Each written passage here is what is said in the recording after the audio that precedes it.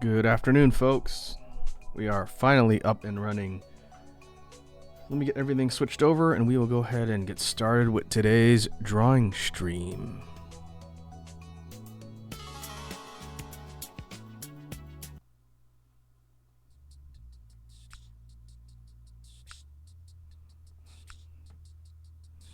Alright.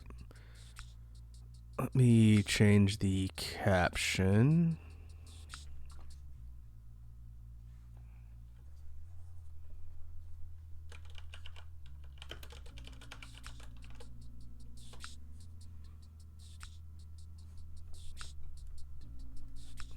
Alright, should be good on video. Audio should be working now. And I think we can get started. Hey, I see Red Dragon's here. What's up, Red Dragon? How are you doing today?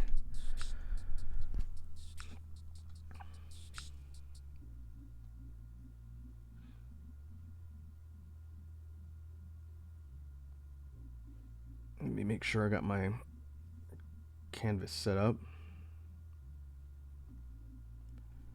I'll tell you, the reason why I had to start a little bit late today, I was having the same issues getting into my account that I did when we did our collab last weekend. I think it has to do with every time my browser updates, because I had to do the same thing. My browser updated, then I had to restart. But the first time I restarted my machine, it was before it had finished updating. So then I went back in, made sure it installed the update, and then I restarted it, and then I was able to get in. I could mess with my redeems, and it wasn't letting me update my stream title and data as well. Very strange. I've never had that problem before recently. Annoying. I had to go and fiddle around with all that stuff, but looks like it's fine now.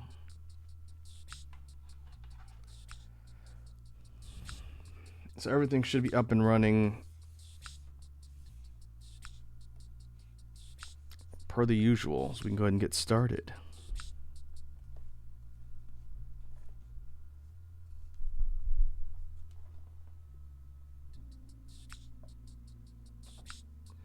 So what are we doing today? We are going to be tinkering around with some ideas for creature concepts today. Something we haven't done in a minute.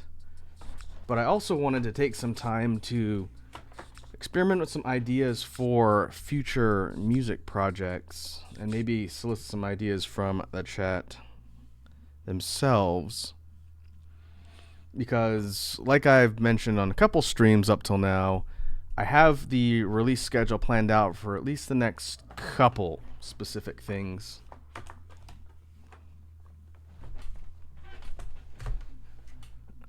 Make sure I'm close enough to my tablet. So next music release obviously is Halloween, so that'll be in October. I have an EP that I want to release probably winter. Or Dragon says the chat. I'm all the chat. Well, for now, we'll see who else pops by and stops in today. But you folks are always my sounding board to bounce ideas off of. So, assuming we do the next EP, which would be a smaller release, it's going to be, I think, 4 tracks, so not a full album. That will be in the winter for sure. I just haven't decided if I want to do December or January yet. But I'm trying to figure out what to do after that. Since the next release is probably going to be, if I do January, it would be spring. I usually like to try and schedule or release this stuff every few months or so, but I also am not really committed to doing a consistent release schedule. The idea that I release like a full album of BGM tracks 4 times a year is kind of a lot, and I don't think I need to be on that type of release schedule, since for like a regular legit recording musician, they don't put out multiple albums a year, but I tend to be able to produce BGM tracks faster. So that's usually why I schedule the releases the way they are. I am planning on doing some remix albums, though. That's another thing that's a bit of a wild card. That might be a good option for a spring release. I've been tinkering around with the capability of Suno to take music clips and remix them into different songs using my stuff. I think I've mentioned before that I do tinker around with a lot of AI stuff, but I'm not going to be using it for BGM related things on my releases here, just because I like being able to stick within the style of stuff that I create right now using my loop and my synthesizer. But there's some other things I'm looking at, like actual vocal tracks, which will be a completely different thing. That's a whole separate schedule I haven't quite figured out. But we could do a release album in the spring. I've been messing around at last year's Halloween tracks. So the first remix album would probably be the Blood Moon Rights songs, but remixed and changed up a little bit.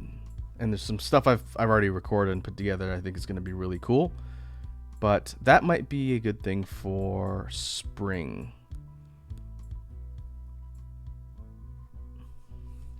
Another thing I thought about, and I think it's been well over a year now since I've done a BGM collection. Last time was the one with all the ships. That was, I want to say, last year. Maybe a little bit more than a year ago.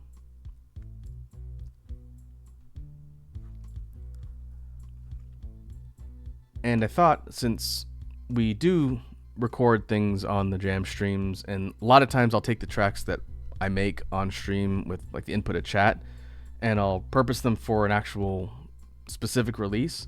There are a decent amount of ones that I have not done that for, just kind of sitting in a recorded folder, just sitting there waiting to be used for something.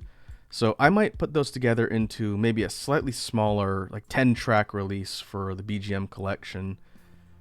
And that's one thing I wanted to look at first on stream for an idea, since I usually do the art for the BGM collections. In fact, I think all of them I've drawn myself. Either I've done designs or I've done a specific drawing just for the art. Last time it was the ships. The time before that it was like the Super Robo Echo version of the Bee. And so I thought for our first exercise, Red Dragon says AI is good to get an idea, but 100 times better using skills. Yeah, I think that's true. I think AI is just, it's in a different class of creation to me. And I only say that because in messing around with like the Suno tools for AI, I can create music that sounds way better than anything I could do now. Like light years of complexity and polish, better than the stuff that I can create using my tools that I've learned. And that's a little bit discouraging, but it is what it is. I can't expect to do my job better than a computer can.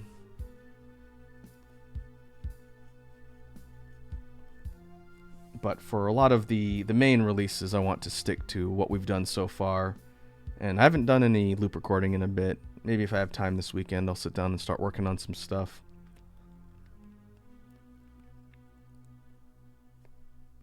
But I wonder if I'd have to go dig the file up.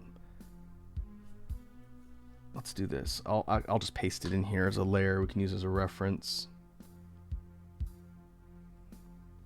When we did the album art for BGM Collection 2.0 rather.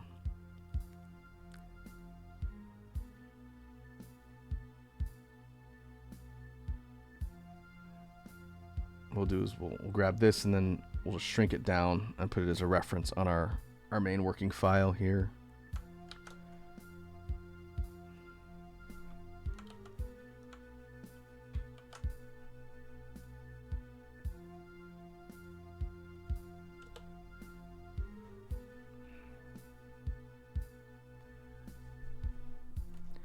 This was what we did before. Again, this is the second mascot. This is the community mascot more than anything else of the Space Bees. This is Echo, kind of a robot Space Bee of sorts, who's taken on a couple different iterations so far. But I wanted to take this design and do some things with it for a potential release in the future. And my immediate thought was like space alien version, since this is more robotic. Red Dragon asked, you pre-ordered Wilds? I have not yet. I need to look into that on Steam. Maybe after I get paid this week. I'm gonna probably get the big deluxe edition. But yeah, I plan on pre-ordering it. Really big news as of yesterday for Monster Hunter Wilds. We got a release date. And apparently there's some sort of major event going on tomorrow in which we should get some more information. I don't think they'll probably do another trailer this soon, but my guess is they might be talking more about the game, or maybe looking at the monsters they revealed, like the flagship specifically, or the other two new ones.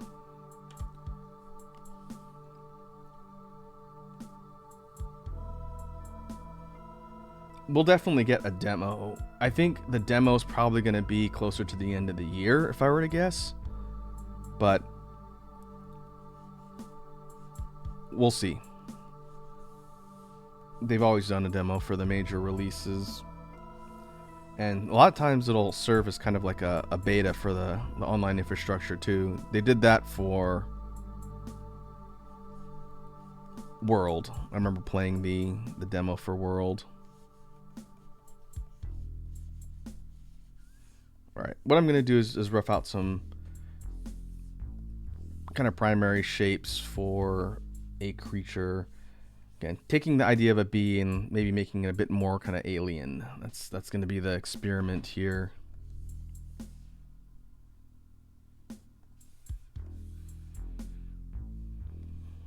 And we'll scale this down to give us a bit more space to work with.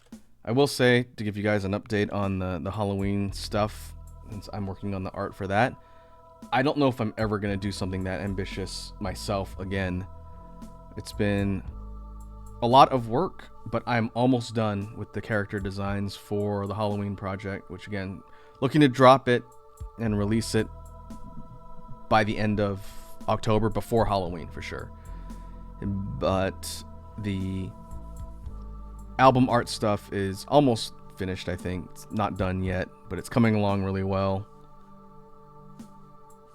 And the character art I decided to do myself. 14 characters, 7 and 7.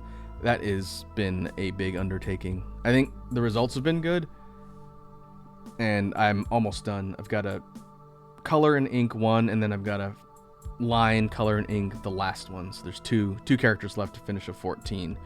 But next time I do something like that, I'm going to just commission someone who can do it better than me.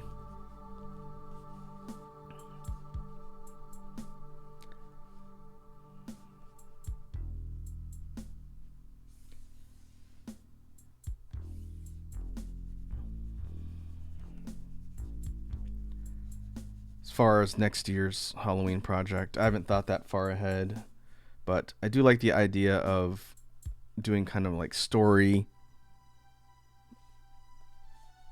loose narrative type things. It's kind of a fun experiment.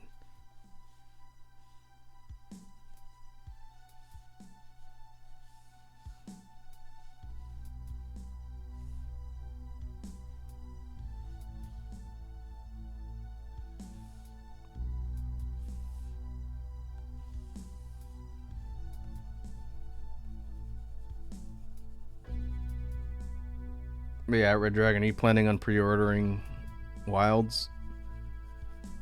I don't know if there's a ton of reasons other than just some of the bonuses that you get. I think if you're on a budget, you're not going to miss a whole lot of like content-wise by not pre-ordering it. But I do like all the little kind of nice things that they throw in. The art book looks kind of cool. Well, that'll be kind of like my early Christmas gift, or late Christmas gift, technically.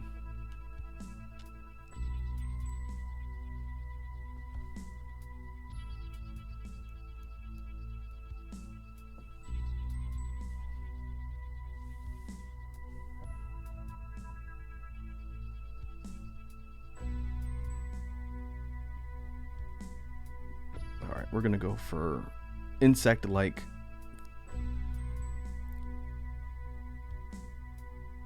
attributes, but make them kind of more alien.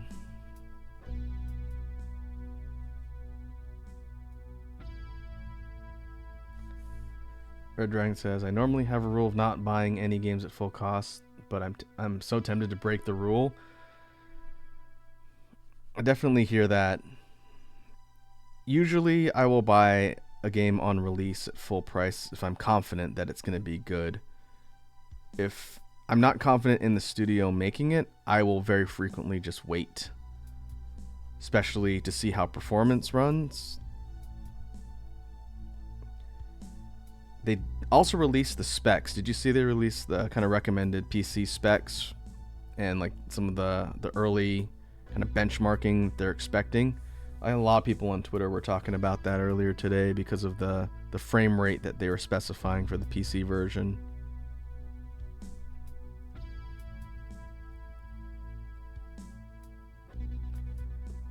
I will probably be upgrading one of my core parts of my build just because it's been a little while. I'm waiting to see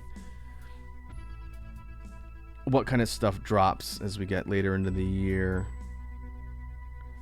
But I might be upgrading my processor so it can run the game better. If I'm going to upgrade my build for anything, it's going to be a Monster Hunter game.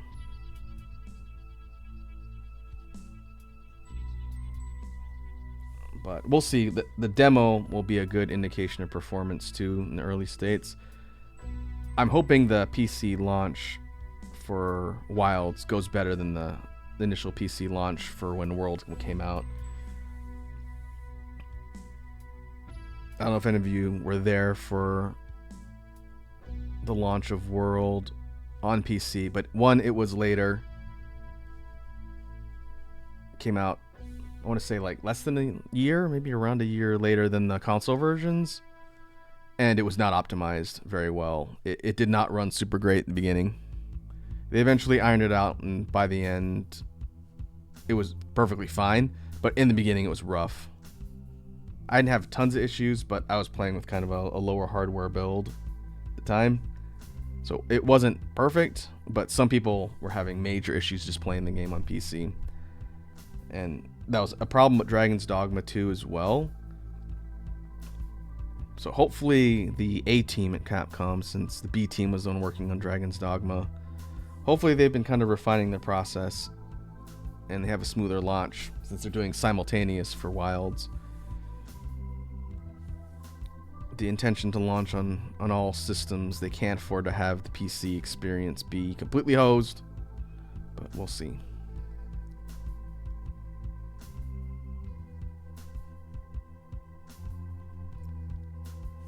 Either way, I'm still planning on picking it up, and if it's got issues, then I'll definitely be talking about it online.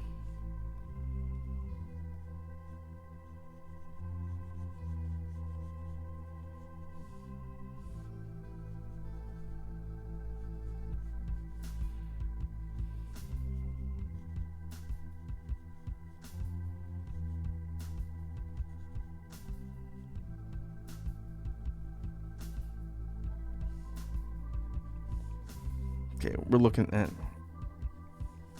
still sticking with the general kind of B shape.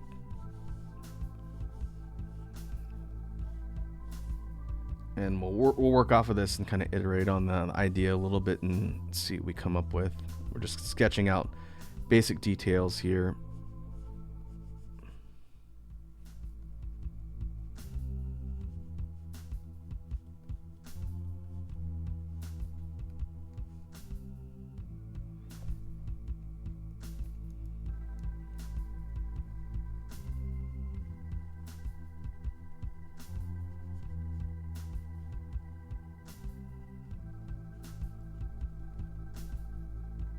And I'm kind of working off of the 2.0 design as well.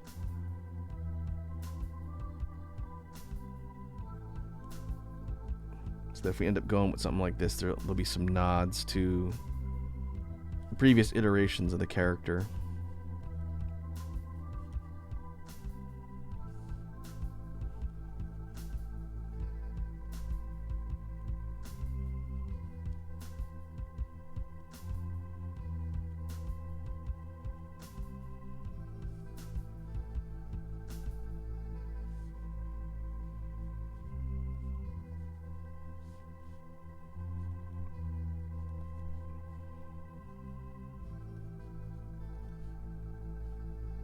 Got to think of the color too. We definitely wanted to go on a yellow and black with his main colors, still keeping it bee-like.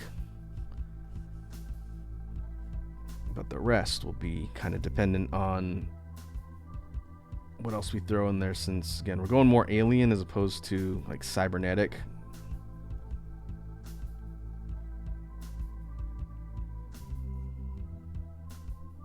Might have to go look up some actual images of bees and think of some of the things we can incorporate too. Look at doing that.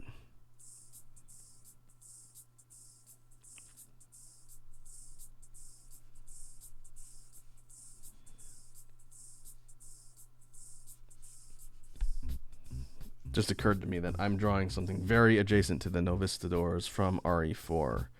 That was not my intention, but that is kind of a similar vibe.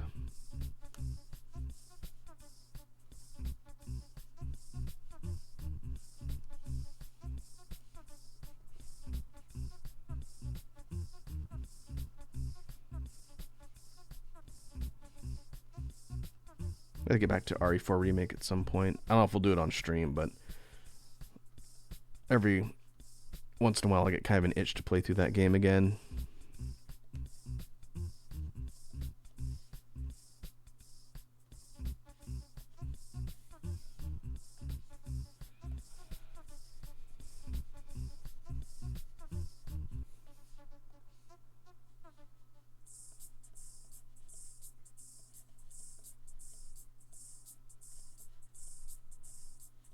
We will probably be looking at a new game for maybe not a full playthrough, but maybe kind of like we did for No Man's Sky, do kind of like a couple episodes on stream and maybe we come back to it. We'll see. I've got to do some more testing between now and then, and actually going on stream will be interesting to see how everything runs, but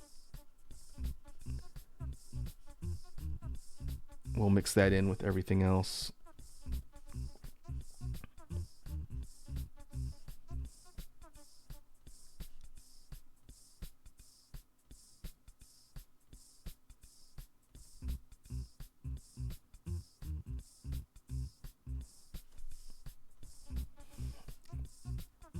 All right, let's move you over here.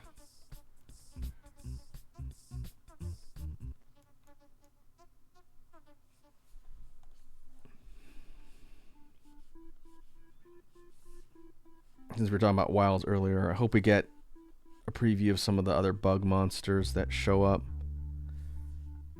We know there's at least an ice one that showed up in the Switch Axe video, I believe. That makes me wonder if it's going to be a Neopteron, which we haven't seen in a game in a while.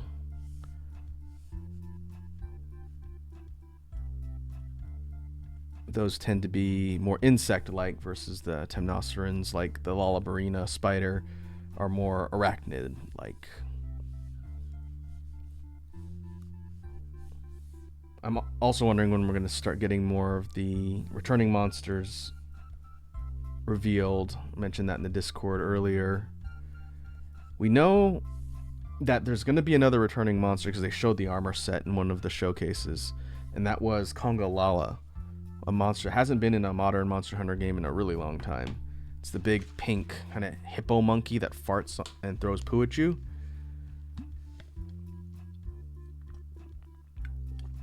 I personally do not like Kongalala very much, but I think if they bring it back, it probably won't change its design. But if they flesh out its moveset and they give it some new tricks, I think it could be a fun fight.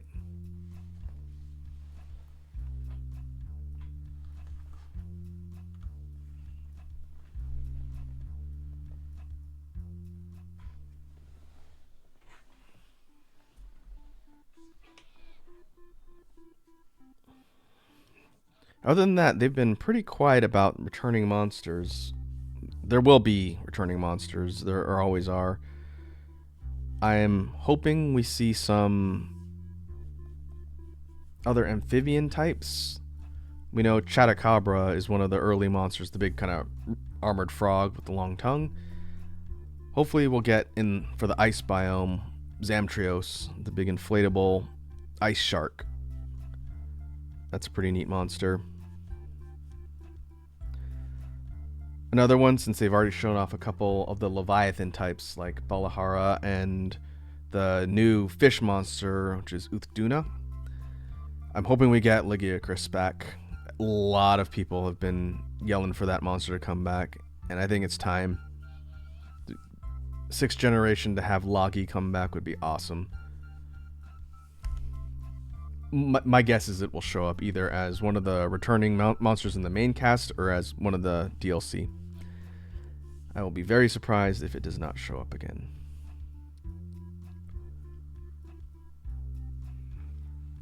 As far as Elder Dragons, it would surprise me if they went with the regular trio they've had in the last couple games. Kushala, Teostra, and Chameleos. Well, Chameleos wasn't in World or Iceborne.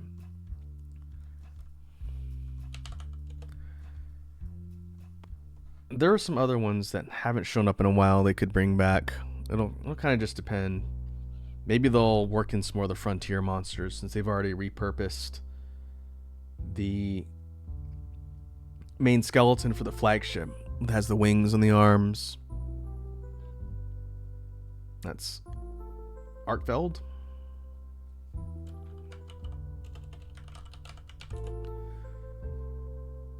Which is a pretty cool looking monster. I'm looking forward to learning more about that thing and especially seeing its gear.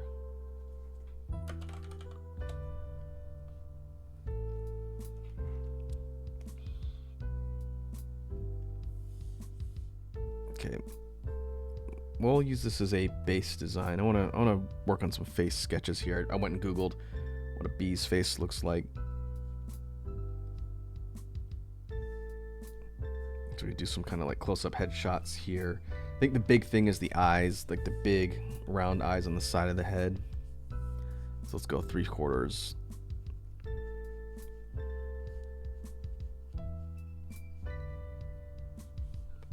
Normally, looking at just the Google image searches, bees have kind of a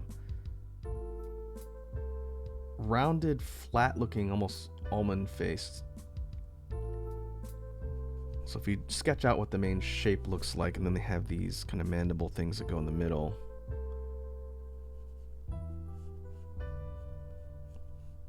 Like so. And then the antennae come from up here.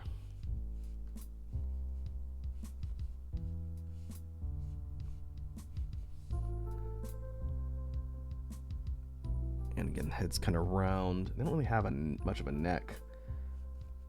In fact, they don't have a neck at all. It goes head, and then body,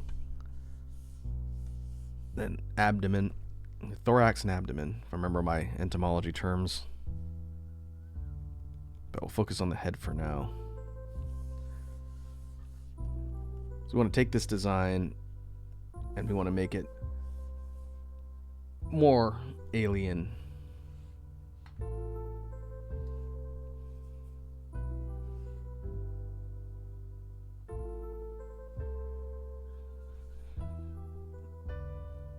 And I think the first step is going to be to give it a little bit more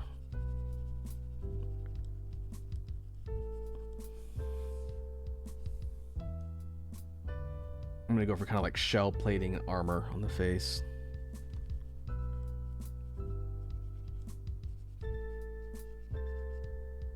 Actually, I'm going to take the antenna off. We'll do something just a little bit different with these.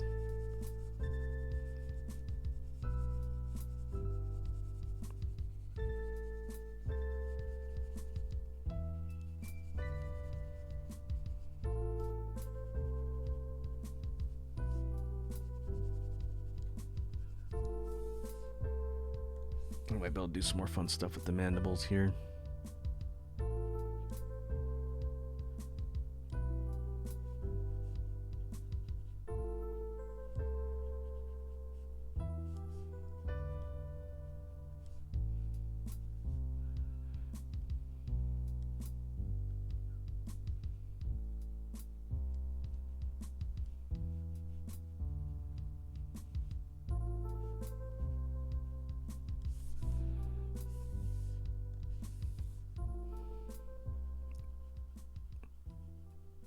Actual opening the mouth, I'm assuming on a regular bee is here in between.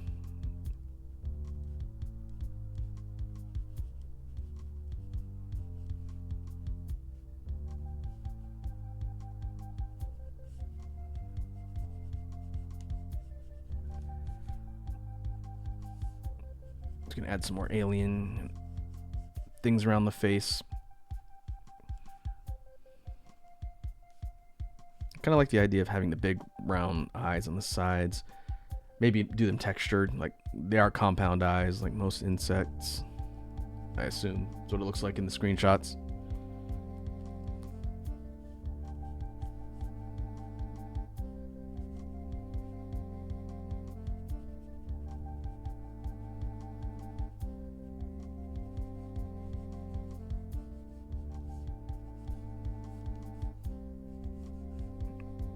I kind of like the idea of the antenna going back like this. Regular bees don't have that, but the point is to not do a regular bee.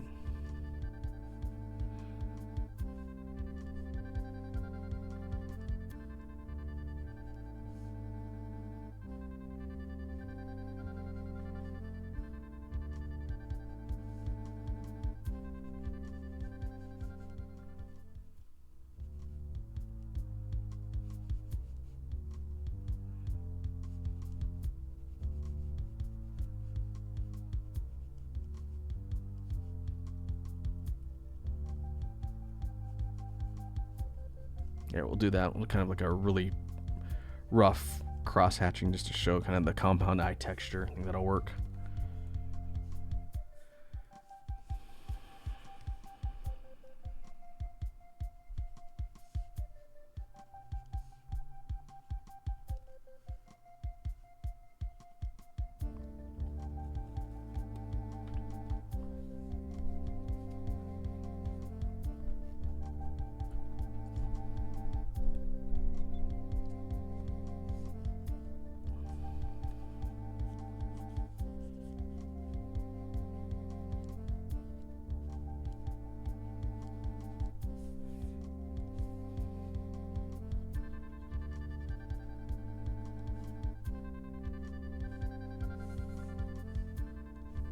Okay.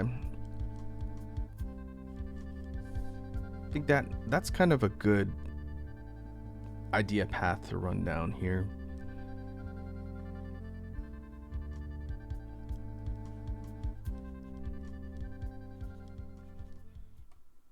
This should still more or less invoke the idea of a bee. I think if we were to color it, it would be a little easier for someone to tell because we incorporate the yellows and blacks.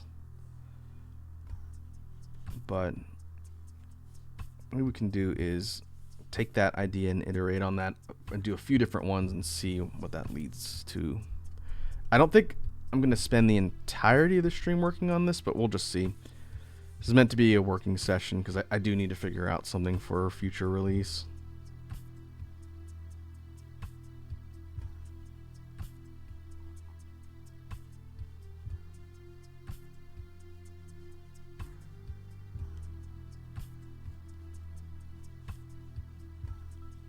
Do the same thing. We'll start with the eyes to give kind of like a rough shape on the head.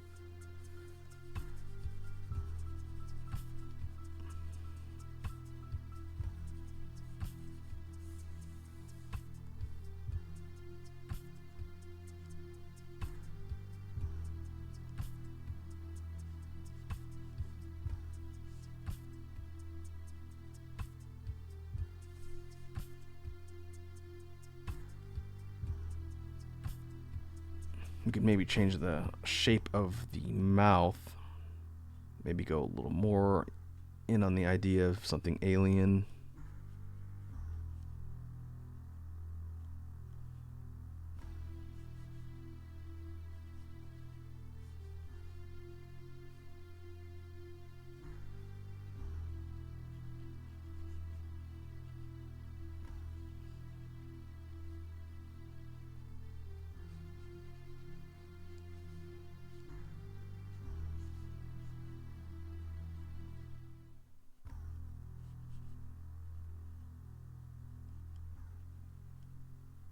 This is much more like a regular mouth with a lot of fangs.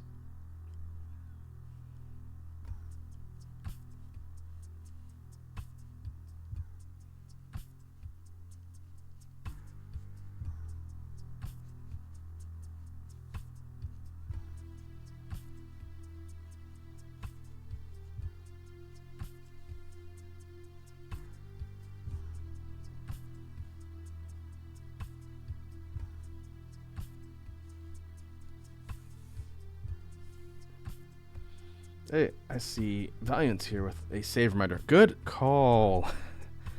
I have not saved once this entire stream. How's it going, Valiant? Welcome to the drawing stream. I am experimenting with some ideas for a creature design on a future music project, and we are kind of reimagining the Space Bee community mascot here. Well, that's not my pencil. The robotic Space Bee, which really represents all of you folks, and its name is Echo. In the BGM 2.0 album art that I did, we kind of focused on the idea of a robotic Space Bee. So now we're going for more like alien type design. I don't know exactly how that's going to pan out, but if we come up with some good concepts, then I can adapt that for an album art in the future.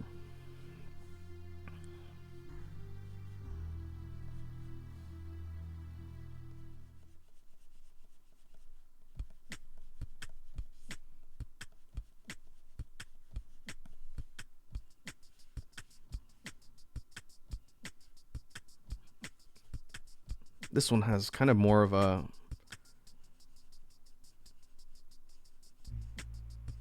armored look to it. I'm kind of wondering if we have a spot to put the antenna now. We could do something like this.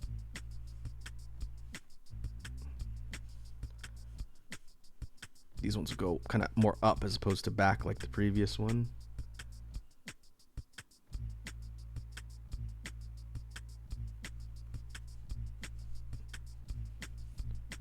Oh, let's see. Red Dragon asked him to unpause your redeems.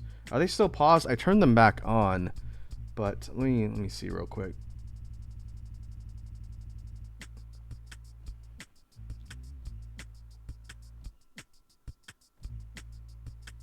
Now that I fixed that issue, let me see.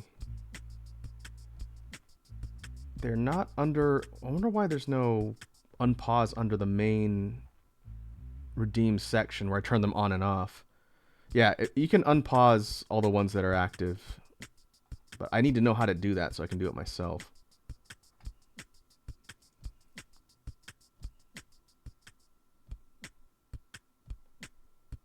Valiant says huge boobies.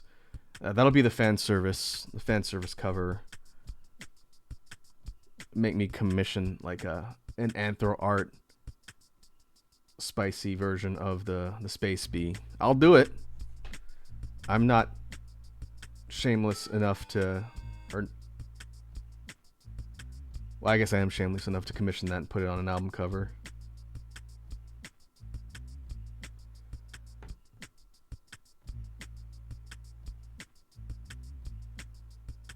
Yeah, actually, can you folks see the redeems regularly? Let me see. Here, let me do this. Since I have infinity points, I can test it. They shouldn't be paused. The dragon says, Rule 34, sexy bee. Oh, that exists. Okay. So we shouldn't need to pause and unpause them again. Now that I know it's probably a browser issue that's keeping me from being able to turn them on and off, I'm just going to turn them on and off. So you shouldn't have to do that again, but thanks.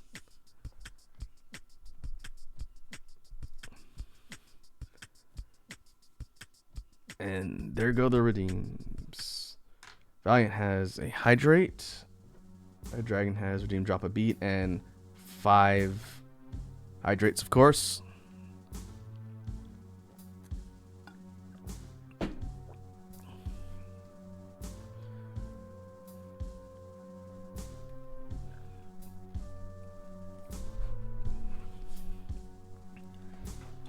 All right. Almost out of smoothie.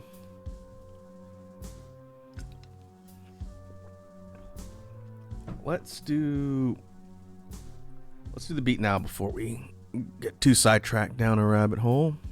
So let me pause the BGM. I'll turn on the headphones. Make sure I'm not hiding behind my tablet. It doesn't cause my model any problems with the camera. All right.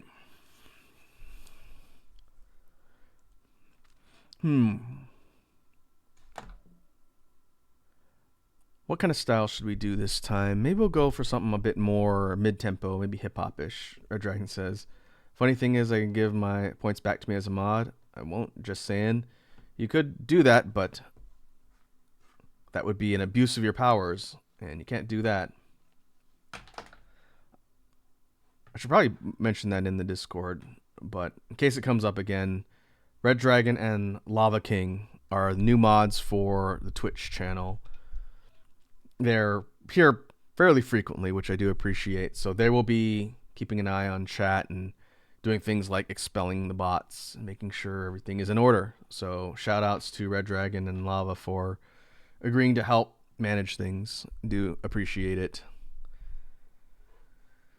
Okay. Let's come up with something fun.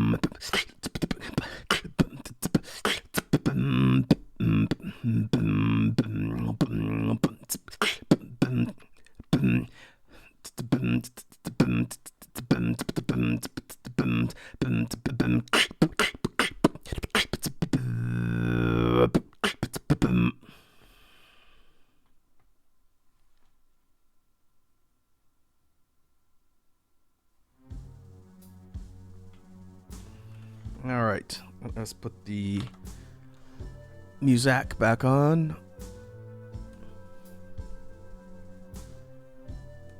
And we'll resume.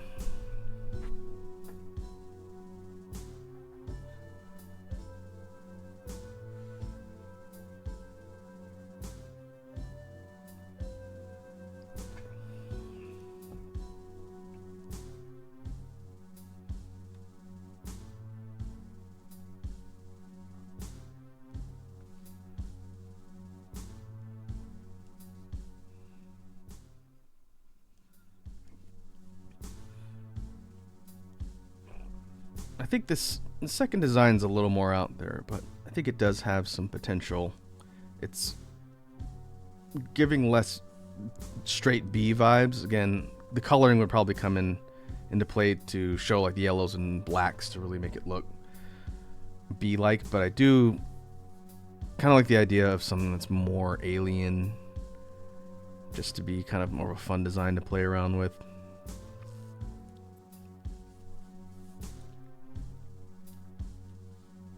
So we'll keep that in mind as we work on some more. Maybe do 2 more kind of iterations and see what that gives us.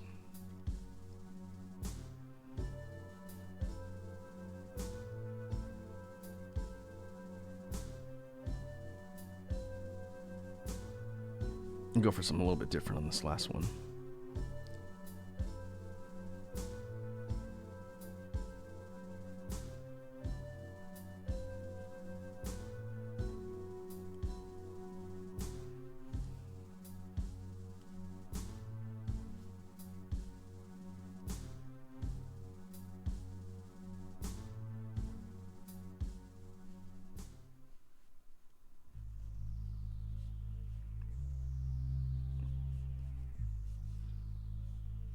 And keep the idea of these kind of pincer-like mandibles around the face. But this one's going to be a bit more kind of long and oval shaped instead of more round.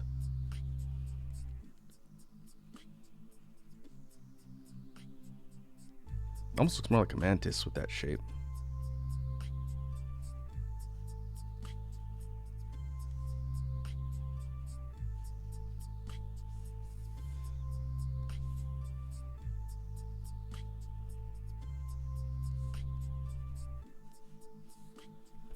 Now, Red Dragon, you're the one who was talking about the Legacy of Kain games not too long ago, right?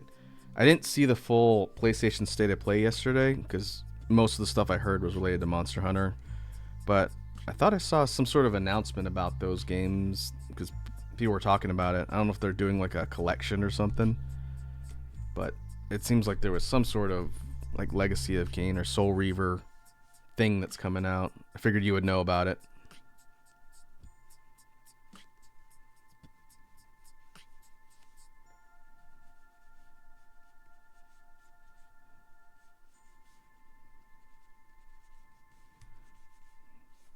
I'll put the antenna up here, kind of on the top of the head.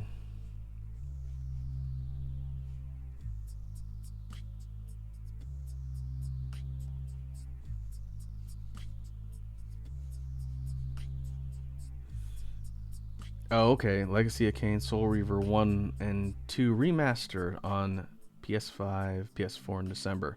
Interesting. Well, that's cool. Not a series I really had much time with, but it's neat that they're bringing it back. Do you have a PS5?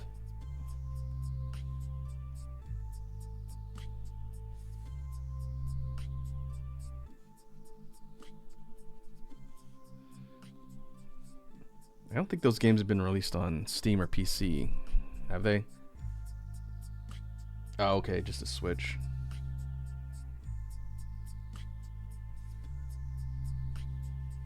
I also do not have a PS5. I do have a Switch, which I usually take on the road. I have a PS4 and original Xbox One that I haven't used in forever. I do not have anything in the current console gen, since I primarily do my gaming on PC, because I can stream it. I don't have capture hardware, so that's why I don't spend a lot of time on console.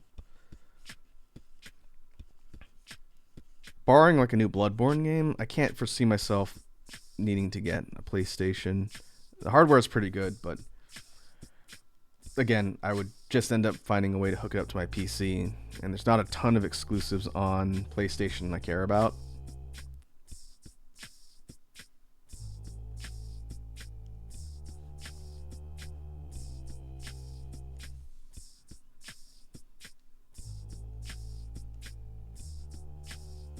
I am curious to see when they announce the Switch 2.0 or whatever, and what the hardware specs look like. Don't know that I would get a new one right away unless it was dramatically different. So I've had mine for a few years now. Still runs fine. Yeah, I saw Bloodborne being discussed too, but I didn't see any announcements. So jury's out on that one. Bloodborne Remastered would be really cool. I would consider buying a PS5 for that because Bloodborne's one of my favorite games, period, and definitely of the Soulsborne ones. But that's one of the reasons why I got a PS4 to begin with. And also, at the time, it was because of Monster Hunter World, because it wasn't coming out on PC right away. So technically, I got it for Bloodborne. Then I picked up Base World on PS4. Now, see, they've been trying to... The community's been trying to get them to do like a PC port of Bloodborne for years. If they do that, that's a day one buy. It's day one buy, and I'll be playing it on stream. We'll see, though. Sony is pretty tight-fisted with their rights over that one. But given how much FromSoft would just print literal money, I'd love to see it. There's always Graceborn, that mod for Elden Ring on PC that adds a lot of Bloodborne stuff. That might be worth checking out. Maybe once we do the DLC and the regular base game in Elden Ring, we can look into doing that, because the presentation of that fan-created mod looks really crazy. And I think it's still in beta, so maybe by the time we get through all the other Elden Ring content, we check that out. That might be fun.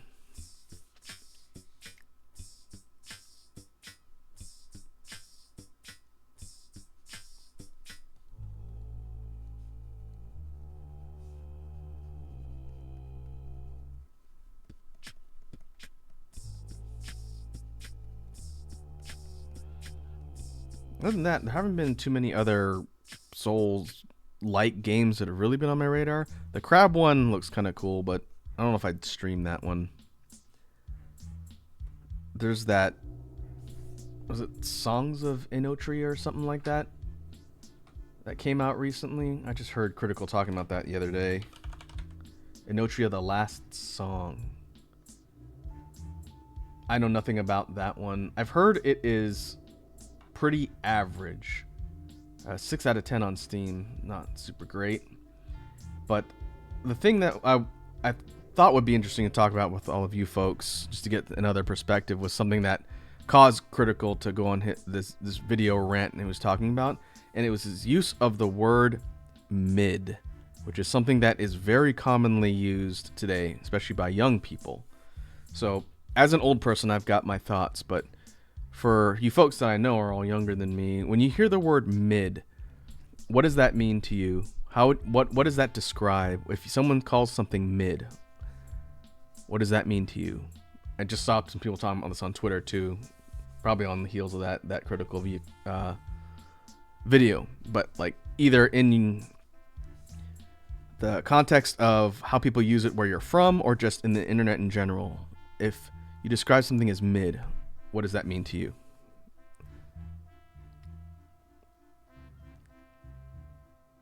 Her Dragon says I'm too old. Okay, well, even if it's not a word you use frequently,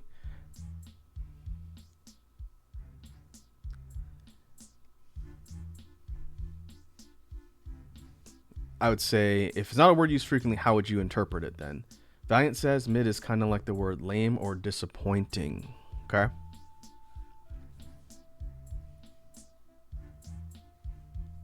That is definitely in line with how it is frequently used.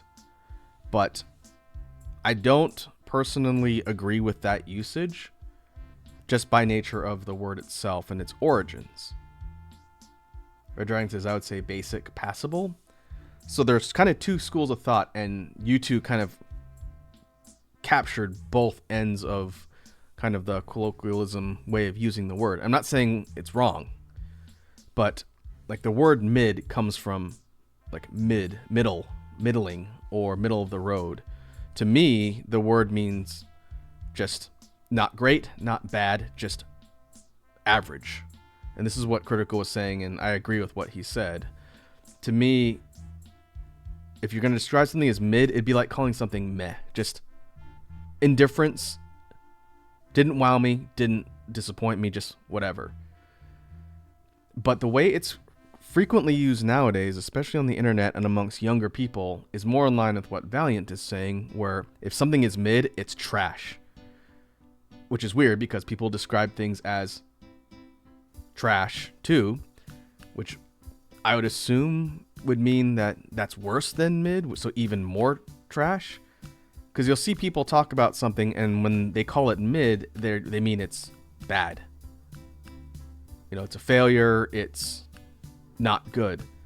But I've never interpreted the word as meaning that, because we have words for bad and trash. It's just that. The idea, yeah, like mid-grade, it's just completely middle of the road, which is, I'm fairly certain that's where that slang term comes from. But it's just strange how the usage has kind of evolved over time to be negative, overwhelmingly negative in a lot of cases amongst younger people.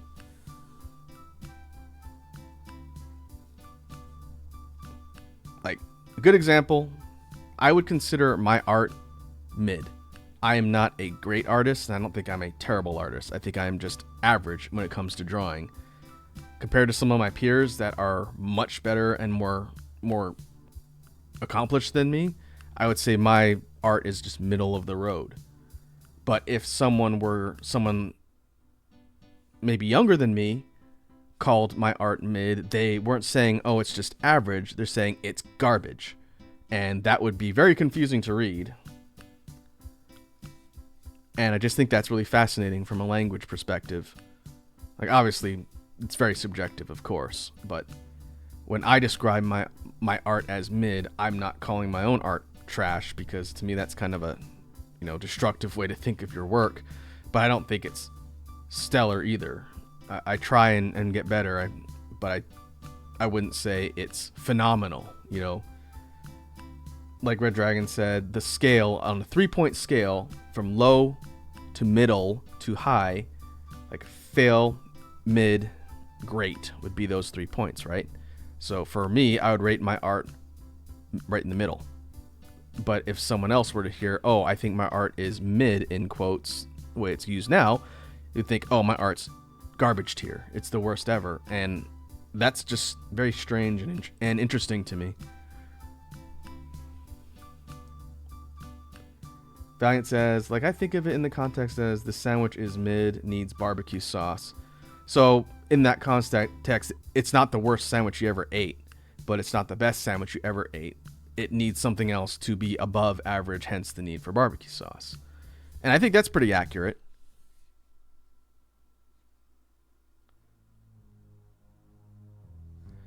And I think it just depends on the context. And as a person who studied language before, I find it fascinating to see how meanings and terminology just changes over time. And the internet causes things to definitely change over time.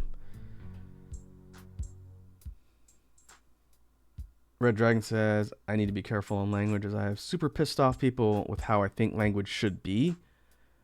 Well, I think it depends on the discussion. At the end of the day, everyone's going to agree to disagree on most things. Like, someone's interpretation of language and context and meaning might be different from mine. I'm not the type of person who would get into a heated argument just because someone doesn't agree. I'm surrounded by tons of people I don't agree with all the time. But you could still have a discussion and be civil, even if you don't have the same opinion. Call that centrist or non-confrontational or whatever, but I personally don't feel like investing mental effort in trying to argue my point with someone just because they disagree. I'll defend my point, but if at the end of the day the person's not going to change their mind, then that's fine.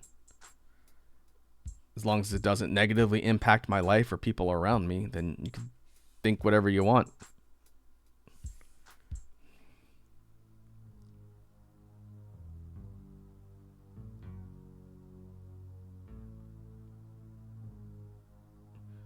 Yeah, like Valiant saying, I think when it comes to the interpretation of the term mid, it again, subjective. To me, the idea that mid equals underwhelming doesn't seem accurate to me, since that would suggest below expectation.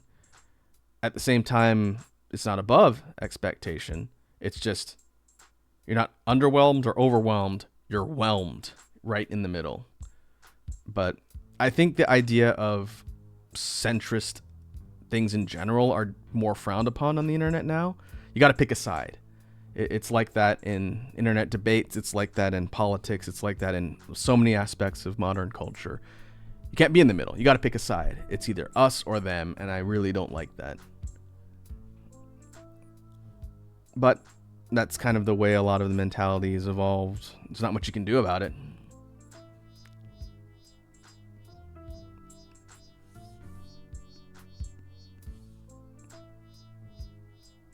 All right, let's go ahead and save our progress and take a look at what we've done. Before we move on to something else, I think I want to come up with an idea for how we do a pose for the creature. You know, even though if we haven't settled on a design, that wasn't the point.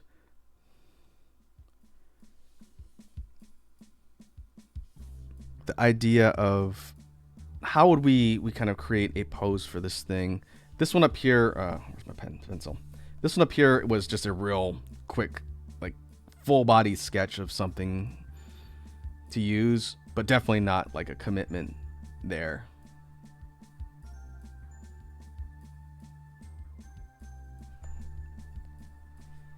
Ryan says, because you could love the food and I could not hate the food, but I've had better kind of mentality. Yeah, it's like either indifference or ambivalence. Ambivalence is more you don't know how to feel about something, and indifference is you have no opinion. It's like tolerable versus intolerable almost.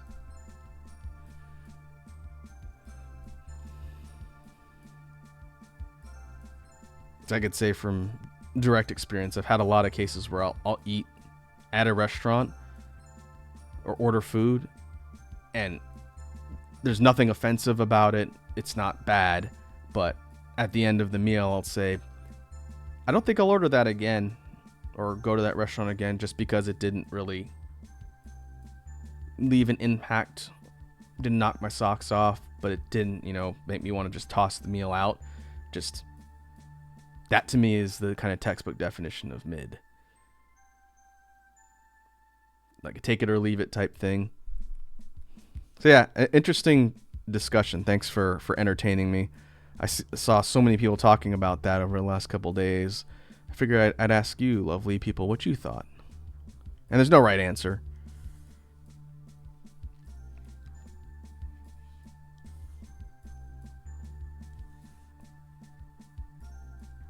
All right, I'm gonna go a little bit simple with the shapes here.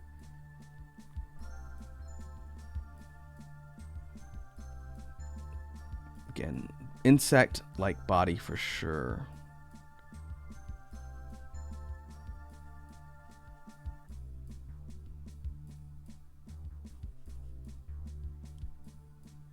Six legs.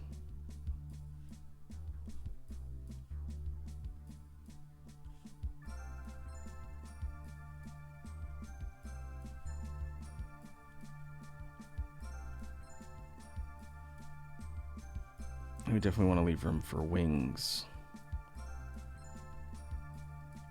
This is more of a neutral, quote-unquote, standing position. But again, this looks more like the body type of like a mantis. Bees are more flat. Doesn't have to follow like an actual bee's anatomy, of course, because it's supposed to be like an alien creature. But bees are more like this. I have learned so much about bee anatomy since I've made it part of my branding.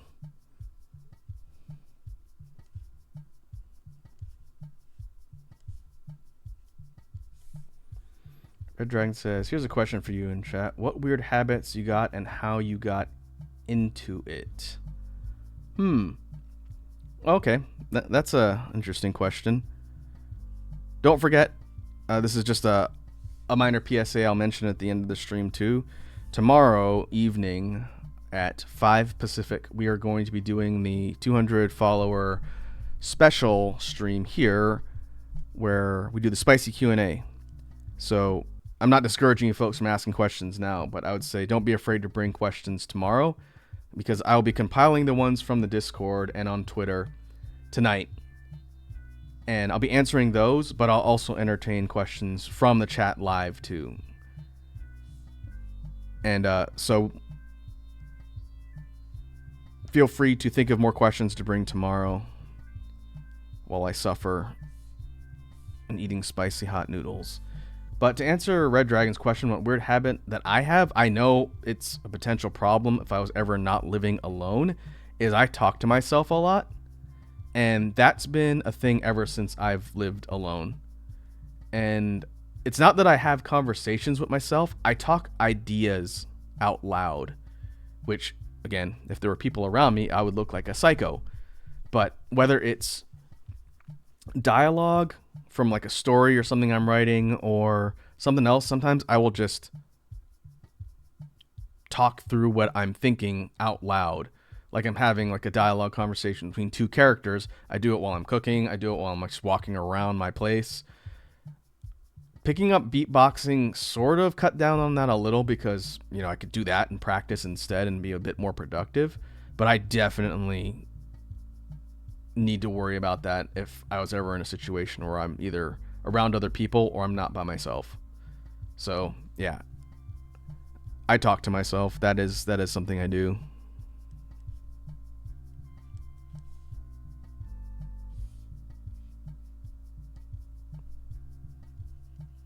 Let's take this sort of side profile.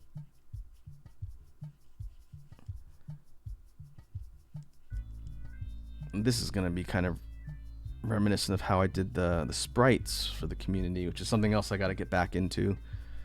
Oh, so many things I need to do. I need to finish doing that because I would like to add stream avatars so you folks can have some little space bee avatars flying around. When I do things like this, where I'm working, that's where I put something like that. Versus when I'm gaming, I'll probably keep that off.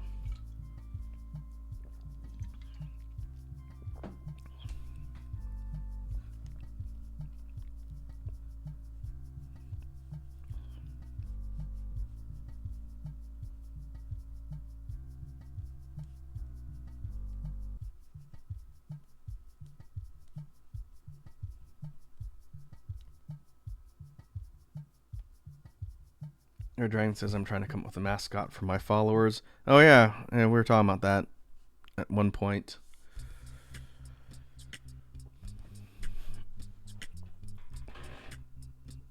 Thankfully, someone else came up with my branding, and I just adapted that into something for the community. So I got kind of lucky because I didn't have to think about it that much.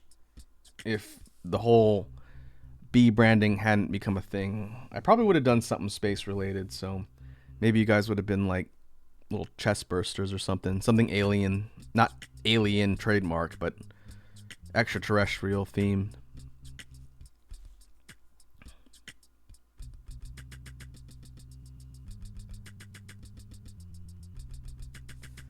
Valiant says, what about chibi dragons? I had suggested like little dragon hatchlings, I think, at some point. What if you did like little egg boys? Taking a page out of like Has Been. Here, I'll sketch out what I'm talking about.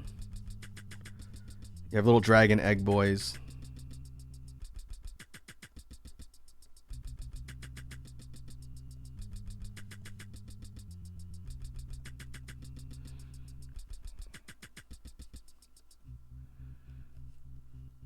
You have like the legs on either side. This is a real rough approximation of my idea, like little clawed toes.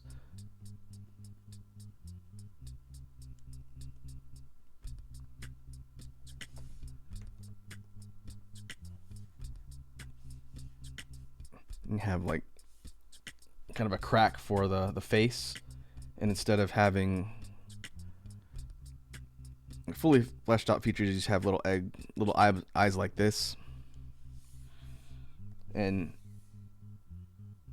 like the Yu-Gi-Oh card, I don't know anything about Yu-Gi-Oh. You'd have to show me a picture. But one thing you could do if you did that Let me put some like crack textures on there.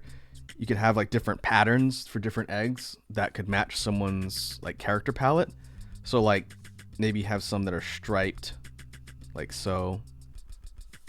Maybe have some that are spotted. Maybe have some that have like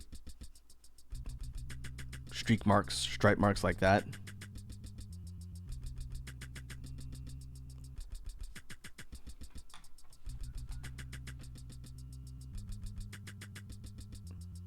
Oh, you put it in Discord? Where'd you put it in Media Share? Ah, I see. Oh yeah, Udon or Monster Egg. Yeah, I kind of like that, but maybe a little more simplified.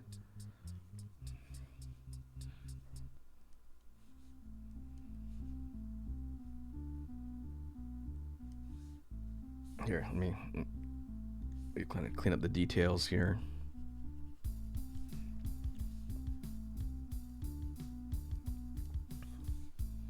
We're workshopping ideas for Red Dragon's content here on stream. There's nothing wrong with that.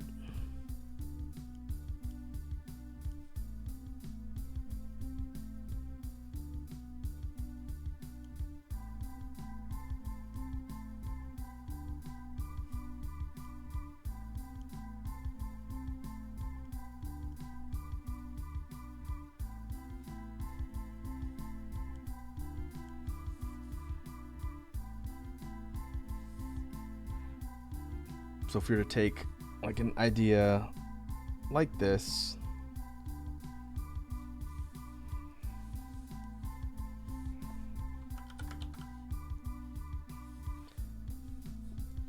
and you do variations to kind of illustrate my point in case it wasn't clear what I was trying to describe.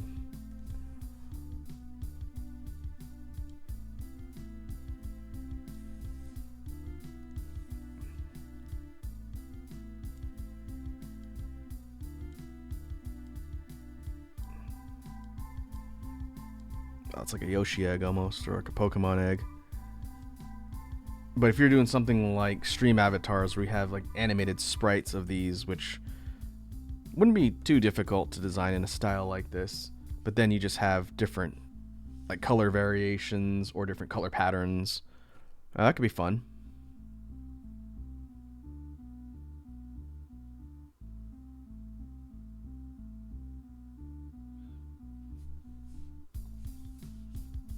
You could even go, you could change the expressions. This one's angry.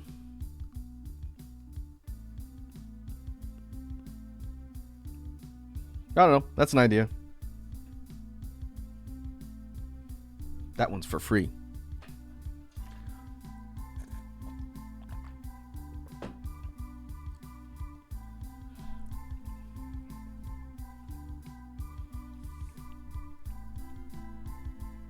I'll just leave that here. I'm not too worried about it. This is just a sketch. A sketch place for ideas.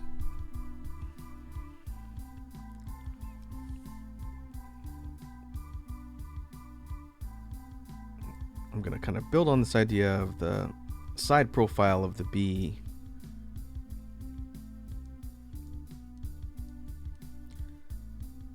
But make it kind of upwards angled instead of completely horizontal.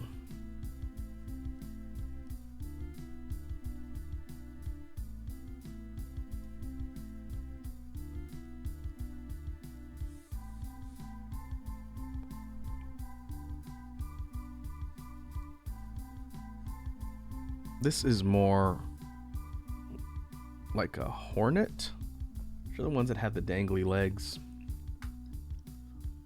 Wasps are like yellow jackets. They have those all over the place. They're very obnoxious insects.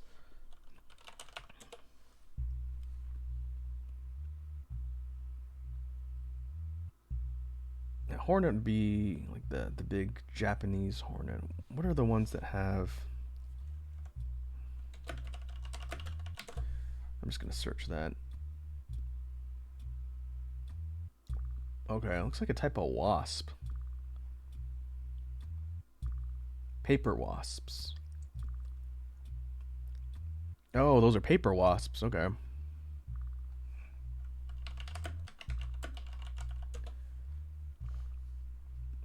Yeah, this just reading this. Paper wasps let their legs kind of dangle, and like yellow jackets tuck their legs in. They're more compact.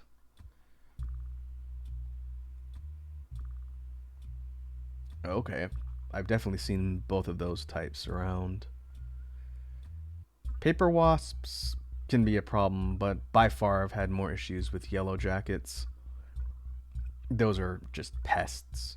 Bees are cool because they pollinate flowers and they create honey, and they're generally not as invasive, but yellow jackets and wasps are jerks. I had to take down 2 hives that were being built right on my garage frame outside. I just happened to see when I was driving into my garage, and both times there was a queen in there laying a whole bunch of eggs. And had I not paid attention and or left my house for several days, there would have been like an actual built-out hive with drones around, ready for me to just walk right underneath them, and that would have been very unpleasant. I actually have some anti-wasp foam that I can use. If you have a hive, it's a good way to nuke them without having to worry about something that's going to be really fine, like a mist. You ever seen the viral videos on like shorts or TikTok of people using gasoline to take out a hive? Usually it's a medium sized one that can fit like a cup around, but they'll take like a plastic cup or container that has gasoline in it, and they'll just seal it up under the hive, and the fumes just nuke them instantly. After a couple minutes, they all fall out into the gasoline, and the whole hive is dead. You just have to make sure the whole hive is dead, because if you take the cup off before that, then the rest of them will come out and they will ruin your day.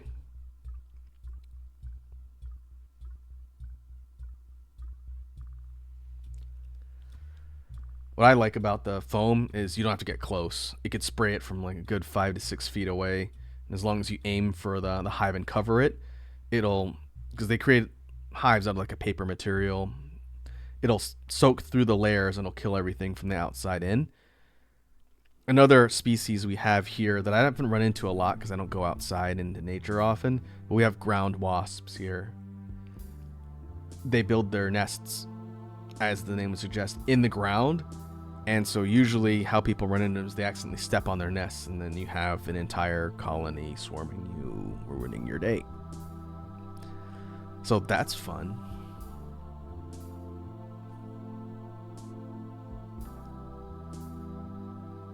Okay, Valiant says, I got them here. Yeah, ground wasps are no good. I don't know how you really look for them other than to look for the actual insects flying around and see where they go. Like if they're all going towards a central place on the ground, don't walk over there. I think we need to establish a canonical rival faction to our community, the space bees, the enemy space wasps.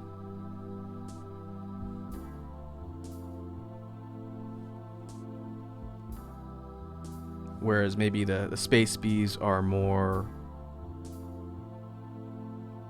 like noble and peaceful, the space wasps would be like the aggressive enemy faction. So these kind of designs would work really well for something like that. More alien, less mechanical. The horror hornets. That sounds like a sports team.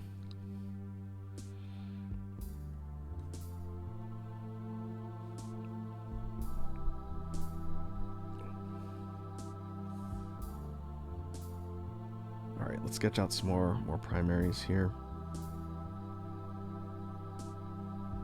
Here on the West Coast, there were some stories of people finding colonies of the Japanese giant hornets.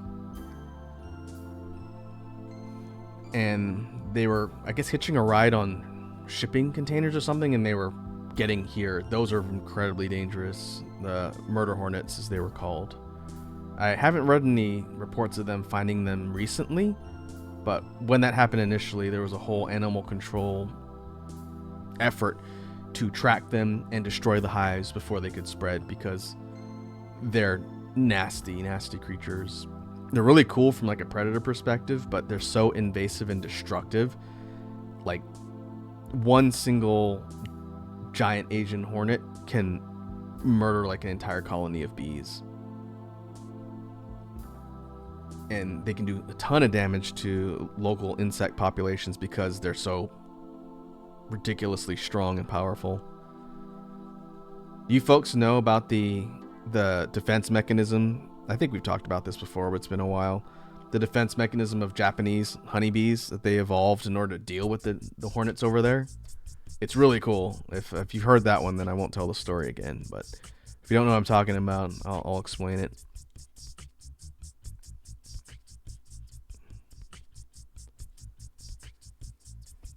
So, like, just for context, if the giant Asian hornets or the Japanese murder hornets colonize or start setting up colonies in, like, America, where none of the bee populations have ever been exposed to a predator like that, they're screwed. Like, they're just going to get wiped out because they can't defend against it. But in Japan, where those creatures are common, the local honeybees have developed a defense tactic where when one of the giant hornets invades a hive, a regular beehive, the worker bees will send out a distress signal to the rest of the colony. And what they do is they will swarm over the attacking giant hornet, and they will cover it in what they call a bee ball, I think is the term. And what they do is the honeybees will vibrate and raise their body temperature to the point where it is lethal for the giant hornet. Yeah, it's the overheat thing. So these bees have evolved a heat tolerance that's 1 degree, I think they said, 1 degree higher than the giant hornets. And so they will cook it alive in a big, like, glomp ball. And it's a really neat concept. And then once it's done, they just leave the cooked hornet there, or eat it or whatever, and they go about their business. But yeah, it's a really interesting evolutionary innovation that they've come up with. Now, I'm sure that gets difficult if more than one of those hornets shows up, but they will never outnumber the bees, I think, because they don't hunt in packs. They hunt solitary, or like 1 to 2. But yeah, look up some footage of that. It's kind of interesting. You just see this big, giant buzzing ball, and then after a few minutes, they just disperse, and there's a cooked hornet on the ground. Red Dragon says, "You want to know something scary?" Yeah, sure.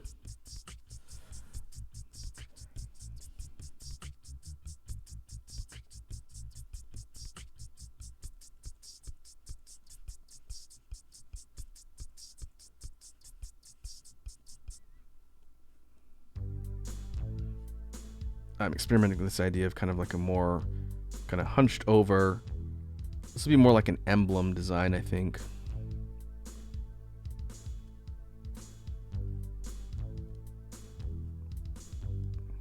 But that could be something interesting too.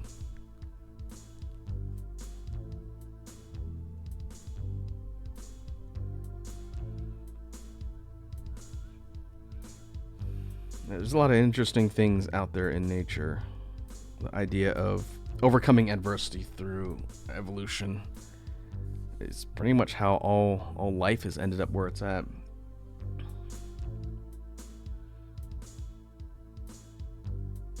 Red Dragon says, the fungus that controls ants is called Ophiocordyceps unilateralis. It can't grow in humans who are too warm by 1 to 2 degrees. I didn't know that. Cordyceps are terrifying.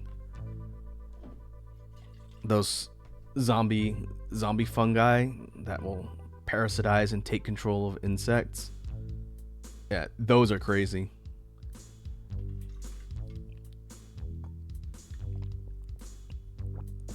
It's like real examples of alien mind control out there in nature. It's like those, what are they, snails? No, they're a worm. They're a worm that parasitizes snails and basically takes control of the entire snail's body, and the way they reproduce and spread the parasites is by like basically making the snail's eye stalks look like worms, and they'll get them to like go up to a high place where a bird can see, and then they'll force the snail's eye stalks to kind of look like regular wriggling worms so that the bird will come and eat them, and then they'll lay eggs inside the bird and continue the life cycle. I think I saw that in a Zay Frank video. That sounds familiar. But yeah, parasitism is crazy. That's how we get stories like the concept of the xenomorph and all sorts of stuff you see in science fiction. Her dragon says that they evolved to take control of humans. We're dead fast. Yeah, it's zombie outbreak. It's like a Last of Us, right? And that's what the zombies are. They're controlled by mushroom spores, I think.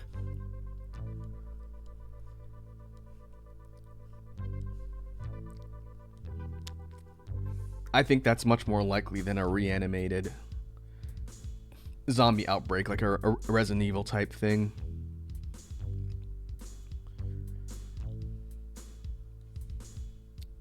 We'll see. It's also just as likely that humankind will just nuke itself into extinction. But no need to think about that right now.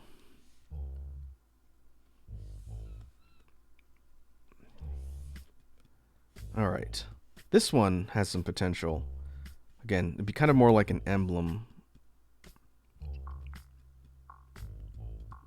But we could adapt something like that into a more alien design. Our dragon says the human race will die off because we are dumb. Yeah.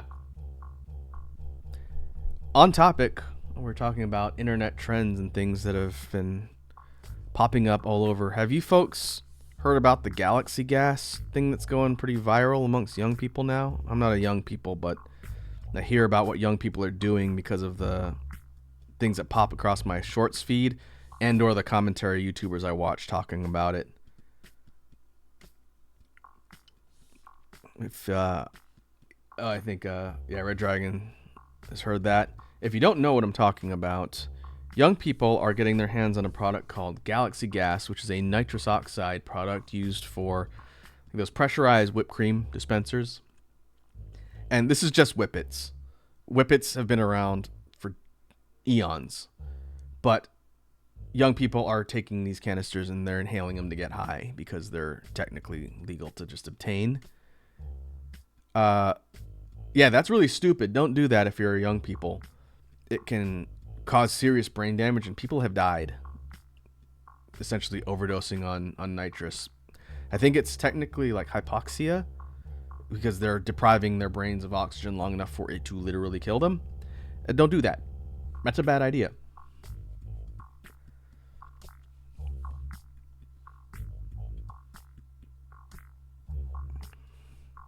Not that you need a PSA from your weird old Uncle Raku, but abusing substances, bad idea. But it's something that's being kind of pushed a lot on, I guess, TikTok, and I've seen it a couple times on Shorts. It's kind of like the flavor of the week, although this has been kind of in and out of the overall like viral spotlight a bit. But I am often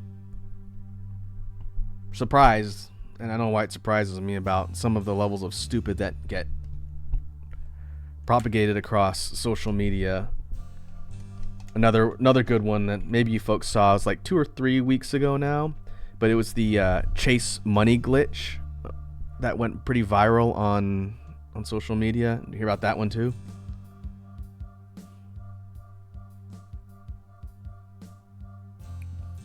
That one was bad. That one was almost as destructive as potentially ODing on laughing gas. A bunch of YouTubers were talking about that, and it was crazy. I don't have, that's not my bank. I use a different bank. But basically, in a nutshell, because I think, yeah, Red Dragon knows what I'm talking about, but there was a glitch in the Chase app and the processing of checks to where you could deposit a check. Yeah, I'll explain it, Valiant, in case you know what I'm talking about.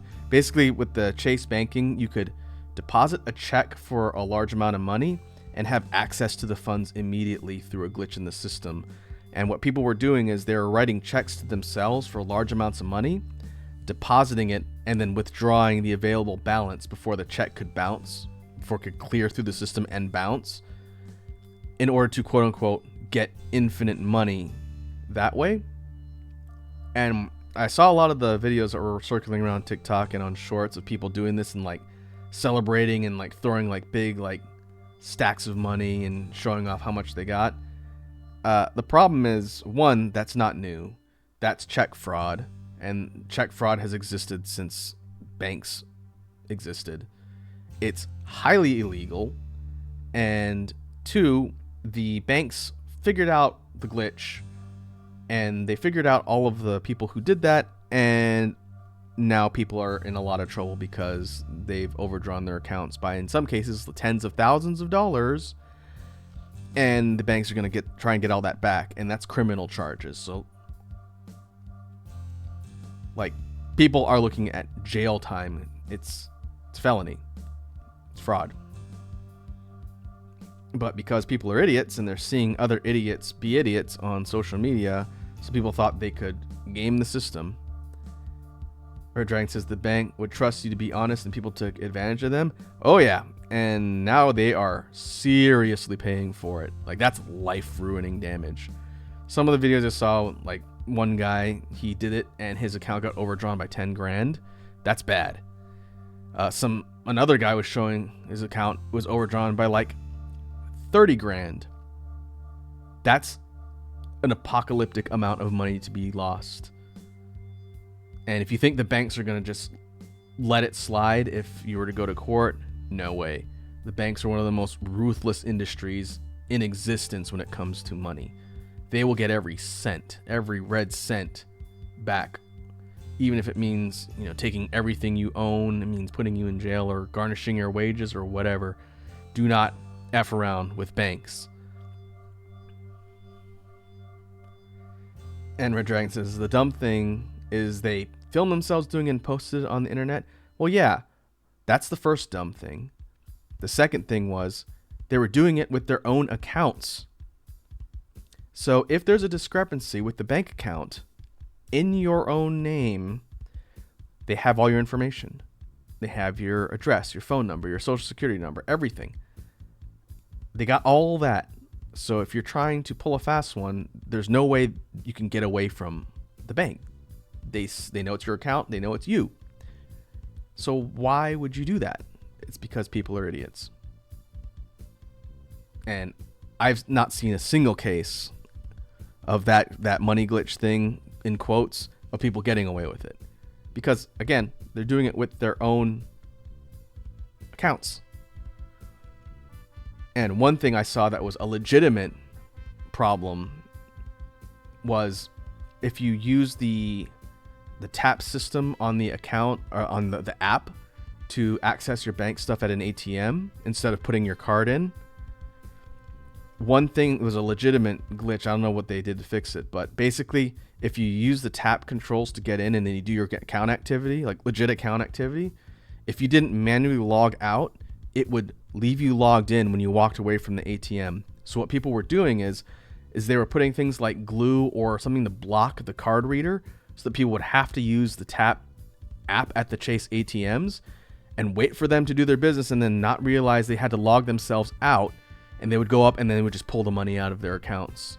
It's perfectly legitimate to do because the person's left their account access open, but that's a real big problem. And so people were getting their accounts ripped off because other folks were just waiting for them to go up there and then just going in and emptying their accounts right after they walked away. Different problem than just the stupidity, but a serious problem. Red Dragon says, see, if you didn't record it, you could very low chance say it was stolen. You could, but then again, you're writing for the quote unquote money glitch. They were writing checks to themselves. So unless they got someone else's checkbook, like the worst thing you could do would be to use your own checkbook that has your information on it to write a check to yourself. Maybe nobody's that stupid. I'm not super confident. But either way, the recorded evidence on social media is the biggest gotcha, right? If someone were to question, hey, did this person's account legitimately get hacked or compromised, or did they do it themselves?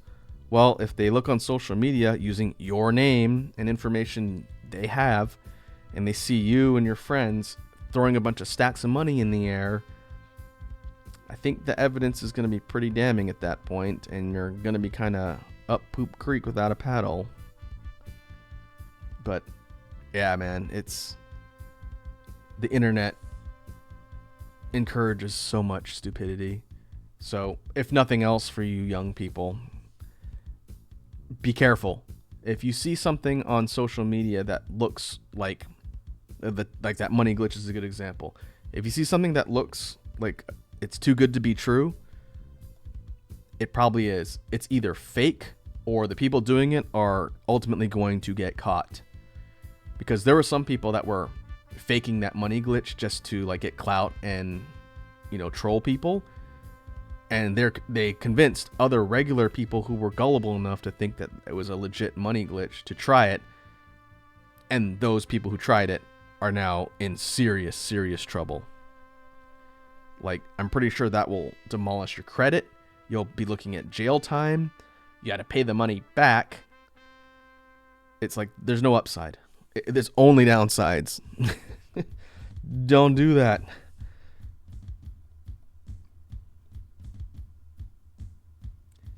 Yeah, exactly. Like Red Dragon saying, if it was a real glitch, no smart person would share it. Because that's how you get caught. You figure out a glitch, and as soon as you tell everybody about it, then whoever is the victim of the glitch is going to say, wait a minute, I got to figure out a solution. Everyone's talking about it. And that's how everybody gets caught. So I guess the moral of the story is, 1, don't believe what you see on the internet. And 2, don't do dishonest things, because you're probably going to get caught.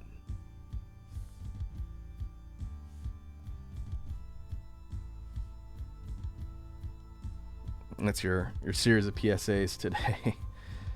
Maybe got a little more real than we expected on a silly art stream, but I'm always interested to see what kind of stupid stuff is on the internet.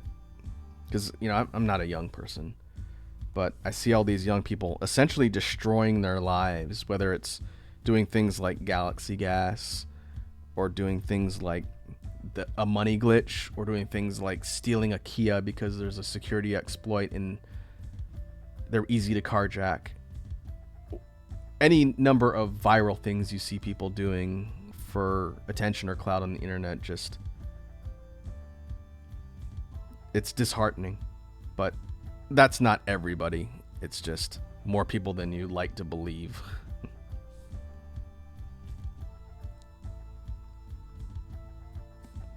And they're filming it. Makes it real easy for the lawyers.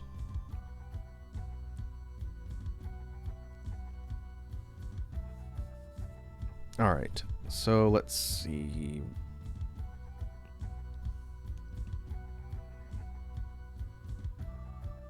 Of these sort of basic sketch primaries, to get a little bit back on topic, I think this one, where's my pencil? This one could be used as like a real simple pose for the idea of like an alien creature. And I think this one I already had the arrow on also. Could work. So I don't know, maybe I will toy around with the idea of representing the enemy of the space bees. Maybe a good album idea, cover idea would be like the avatar of the space bees, Echo, fighting one of the space wasps, the enemies. That might be a little bit beyond what I can draw effectively. If I could find a good creature artist, that might not be a bad thing to do or try commissioning.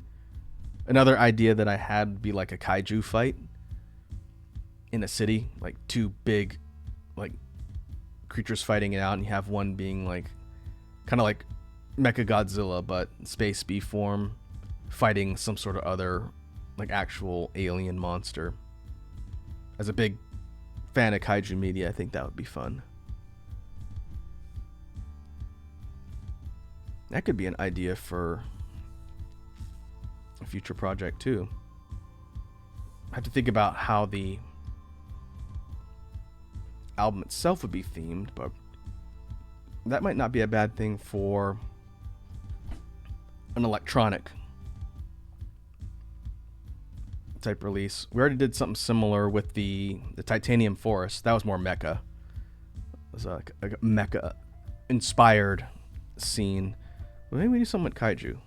I'm going to put that right here because I'm going to forget if I don't write it down.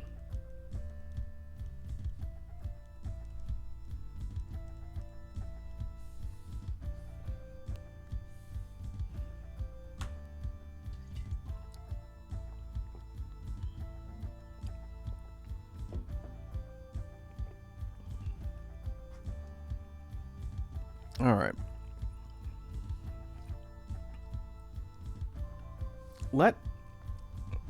Let's see. Let me take a look at my project list.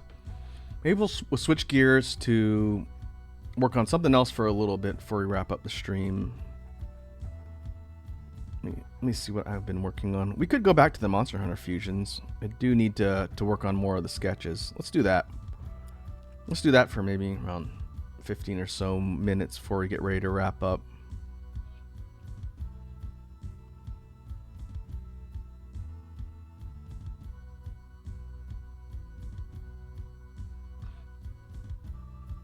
Oh, there's another one that I need to do. I need to finish working on an avatar for a friend of mine. I don't know if I want to show that off to you folks. Not yet. That'll be a surprise. Let me go figure out where I put the fusion thing.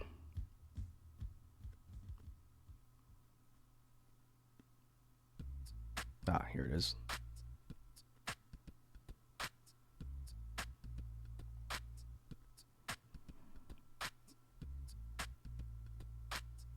Okay, let's figure out where we left off. It's been a hot minute.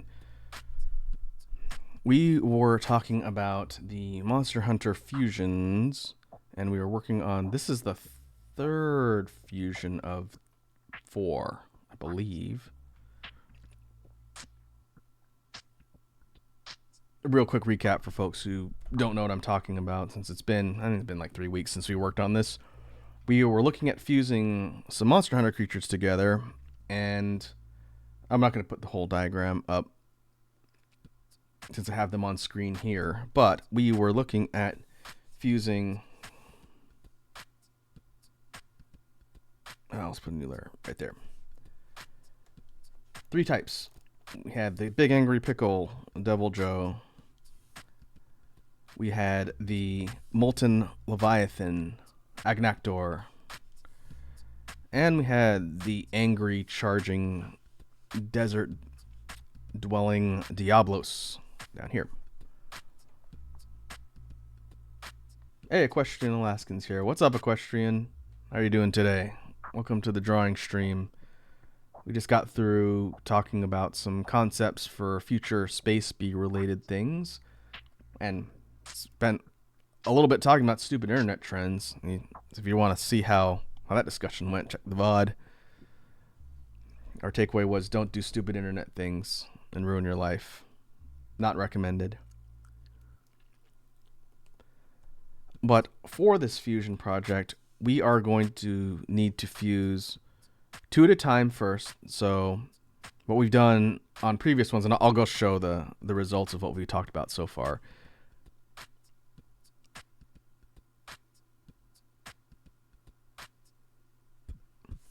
The question says, my game just crashed during stream, so I ended there and told chat my game just crashed. Oh, that's unfortunate. I didn't know you stream. Maybe you mentioned it and I forgot. I am going to follow you now. That way, if we're ever streaming at the same time, I could potentially go and send the community over there to raid.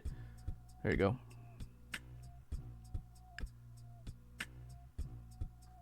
But yeah, that sucks if your game crashes. I've had my computer crash before. It's been a while, but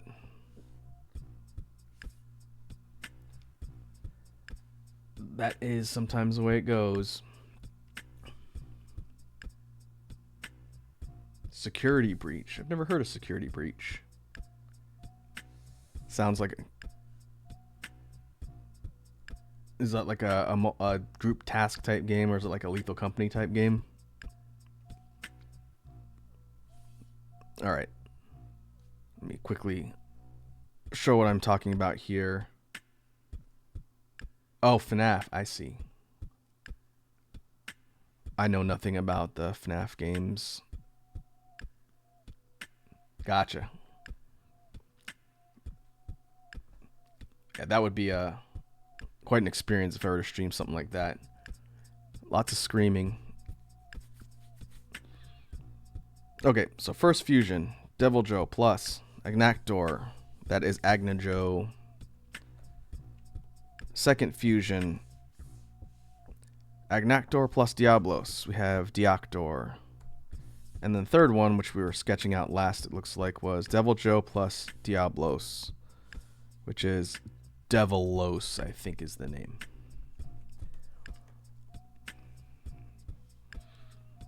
To that end, we sketched out the first one, Agna Joe, and that one looked like this. These are a bit more rough sketches to kind of put together the ideas of the monsters for the fusion. The intention of maybe fleshing it out a little more before we get to the inking and coloring phase. This one, I believe we said... Now I gotta look at the diagram. I think this one we said fire. Fire element. I'll have to go look. I can go look at the VOD if I need to. The next one, Diactor. We did this one, a Leviathan type. First one was a Brute type, which is Devil Joe's typing. This one, Agnactor's type, a Leviathan, but a bit more armored. So something that you'd see in like an arid desert environment, probably instead of a volcano, but very kind of tough and resistant to heat.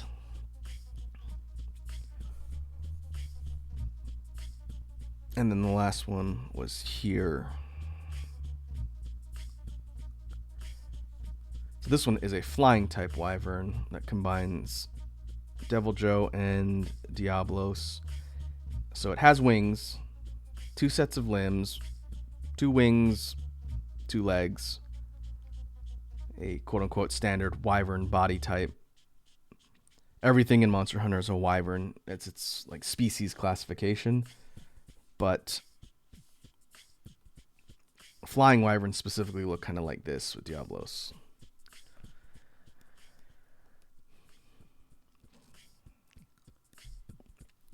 Taking a look at what we did for the head, we tried to incorporate the idea of the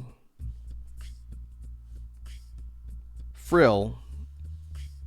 Again, if we zoom in a little bit for Diablos, it's got kind of like a ceratopsian frill on its head and 2 horns versus something like a Triceratops, which has 3 in the dinosaur lore.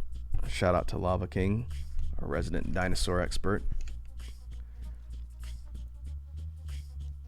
So the fusion kind of takes the idea of the frill and the horns. I think you can't have a Diablos fusion without including the horns in some capacity, but giving it kind of more of the spiky jaw look, like a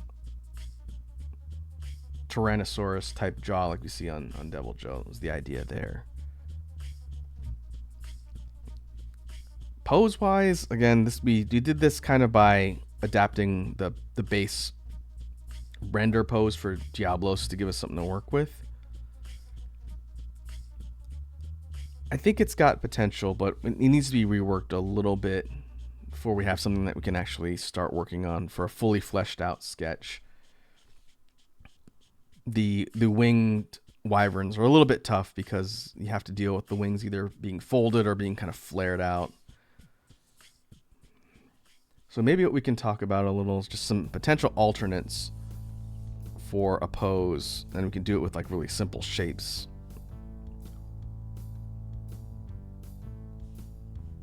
Another one that I thought about is a pretty iconic render picture of Diablos from one of the games where it's facing it head on, like it's about to run you over.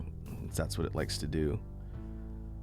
So if it had like the frill here and the horns,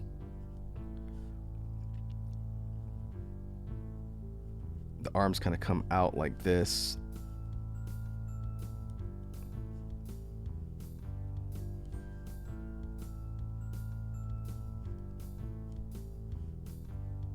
And the body sort of vanishes behind because you're looking at it straight head on. Maybe the tail comes up like this. Diablos has this axe-like tail. And what you're getting is like the legs kind of, again, obscured by the front of the body. I think the render itself has like one kind of coming up like this, and the other on the ground, so it looks like it's stepping towards you, getting ready to, again, charge and run you over. It's not a bad perspective, but you can't see a lot of the details because the body is head on. So I don't think I'd want to do that for something like a fusion, because then you're just missing a lot of parts of the design and putting things together. We could look at doing a side profile the other direction.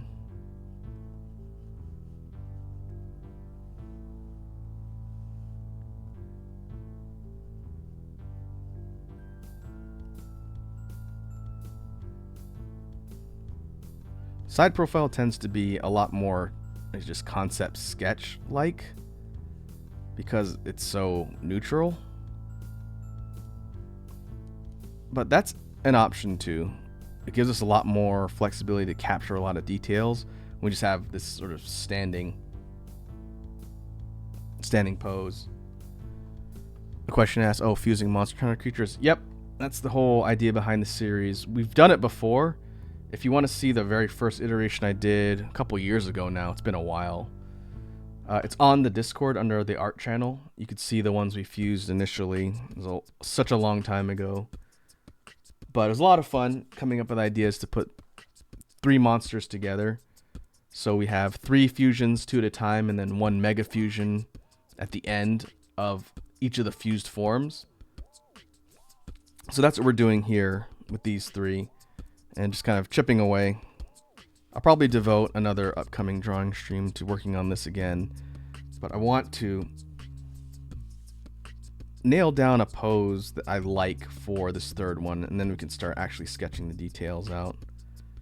Maybe we go a bit heavier, bulkier body, because Deviljo's a big, thick boy. Diablos is kind of in the middle. It's not lanky and skinny, but it's also not a brick house when it comes to its build. So if we go a little bit bigger, we do something like this.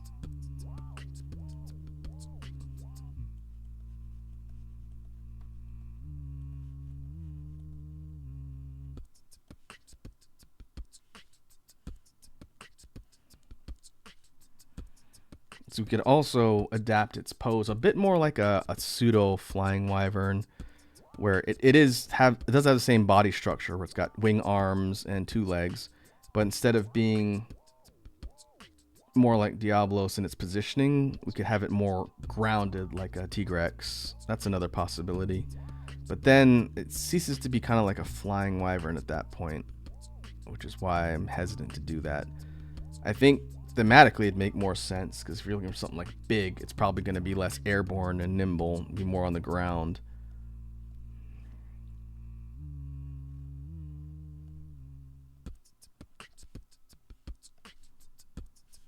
But this would make it a little bit easier to show off some of those details.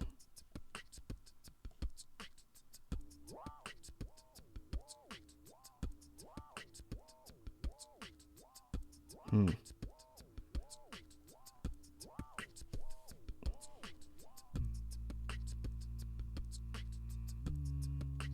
It's a possibility. I think either the side profile like this or this one up here, which is a bit more dynamic. Hmm.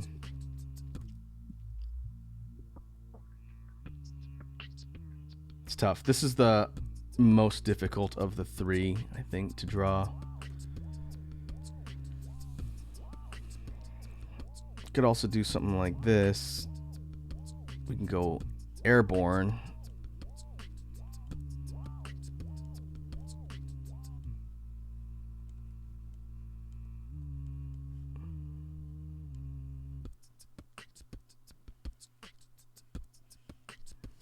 If we want to go more dynamic, this would be a tough one to do.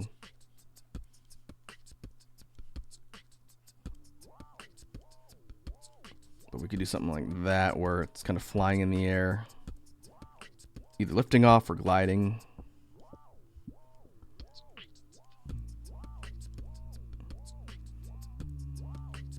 Not bad. To figure out what to do with the legs though.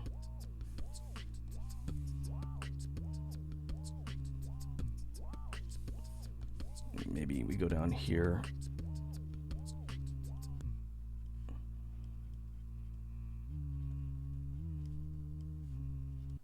Something like that. That's a possibility too. Be more ambitious than the side profile one. This could also be useful for the final one. The final fusion of the three into one is something I gotta think about as well. We're gonna do the main three first. Get all that done before we're at the final. But that could be something we do for the final. Have it be a flying type wyvern, but it's got to have all of the fusion details mixed together, and that's the toughest one.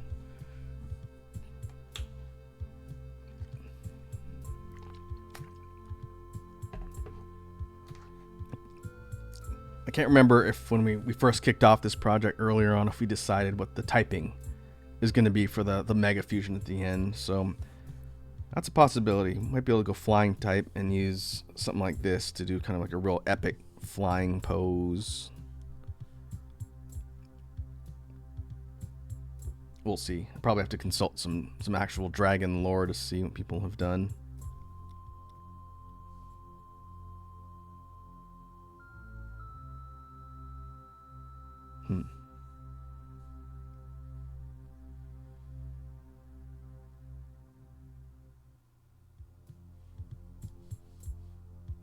And looking at these two, they do have a neck.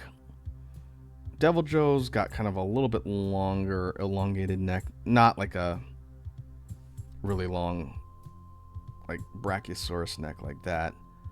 But it does sort of have a part that goes over. Versus Diablos has a really kind of short, stubby neck to it. That was the problem I ran into when I was drawing this one down here that you see with the arrow. Everything seems to kind of fit, but once you start putting in all the details of the fusion itself, it's going to get very crowded very quick. So I'll have to think about how I want to deal with that.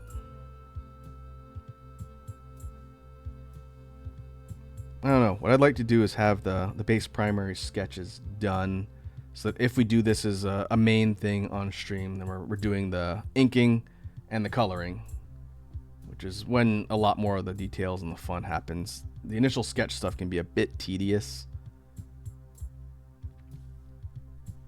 but we'll see.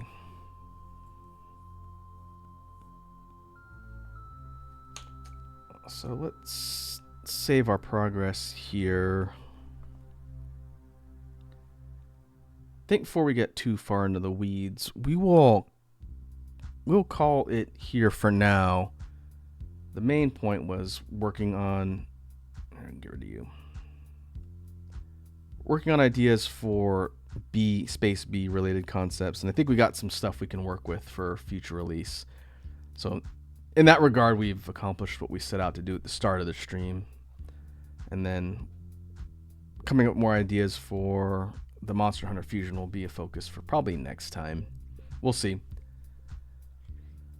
We won't be focusing on the Halloween characters anymore since, like I mentioned earlier, they're almost done. And I'm at this point, I might do some teaser stuff in the Discord, like throw some silhouettes in there, but you folks are not going to see the results till the actual launch of the project next month. It's coming up. It'll be in October in a week.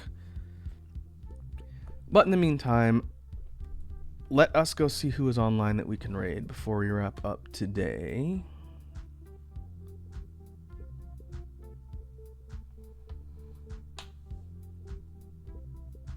Let's see.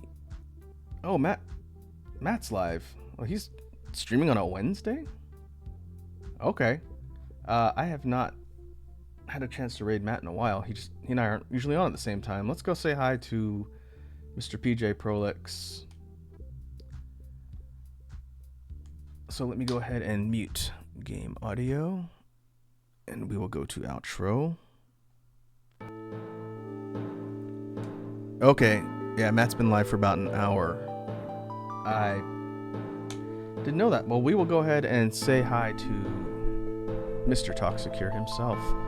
So, like I mentioned before, to kind of do one more plug, tomorrow we'll be back at 5 Pacific time for the special stream, Spicy Q&A, celebrate 200 followers here on Twitch. I will be compiling questions. Feel free to ask any in the Discord between now and tomorrow. Otherwise, you can bring questions with you too, and we will be talking through it. Herdrank says that's 1 a.m. here. Yeah, I can't do much about it, man. I tried to time it around when I would normally eat dinner. So I'll be eating dinner a little bit earlier than normal. But, you know, if it's too late, you can always catch the VOD. It's fine. I'm going to be talking through the questions, so I'll have plenty to discuss. But either way, if you feel like popping by and watching me suffer, then feel free to join us tomorrow. In the meantime, thanks again for hanging out today. Hope you all have a good rest of your evening. Now let's go see how Matt's doing.